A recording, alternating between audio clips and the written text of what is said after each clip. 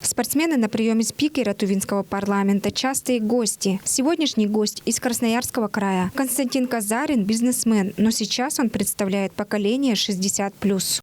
Сегодня у нас в гостях наш друг, товарищ из города Красноярска прибыл, Казарин Константин Валерьевич. Вот он, прошу любить и жаловать. 2 года назад он основал хоккейный клуб «Енисейская Сибирь», в составе которого участники старше 60 лет. С нашей республики в хоккейную команду входят 3 земляков. Один из них – Афанасий Трояков, которому уже 70 лет. Иван Спешков как раз курирует хоккейные дела. Вот он такую идею кинул. Говорит: ребята, вот кто будет заниматься в клубе? У меня есть очень хорошая идея.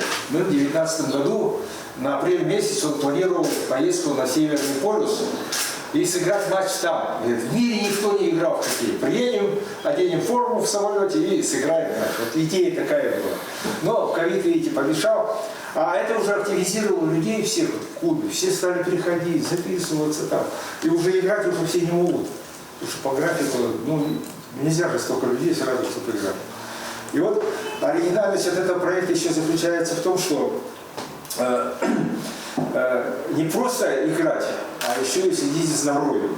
Впервые свое предложение о доступном спорте для людей старше 60 Константин Казарин озвучил на конференц-связи Владимиру Путину, где президент Российской Федерации поддержал его проект.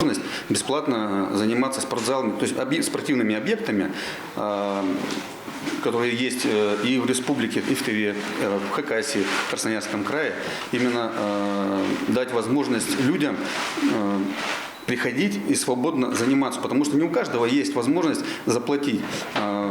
И здесь уже это первый шаг, который мы хотим сделать. Это предоставить возможность организованными группами в определенное время приходить пользоваться теми или иными спортивными объектами. Исполняющий обязанности министра спорта по республике Субудай Монгуш отметил важность проекта. Я не президент Российской Федерации, а более граждан систематически занимающихся физической культурой и спортом.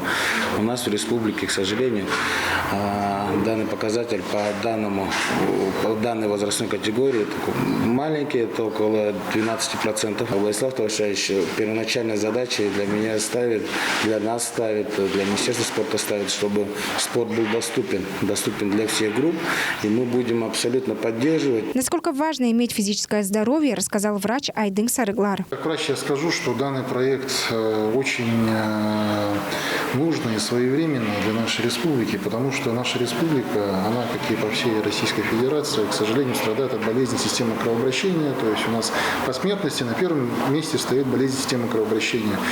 И риском, как вы знаете, является гиподинамия. То есть как можно больше надо пропагандировать, популяризировать здоровый образ жизни, что данный проект и преследует.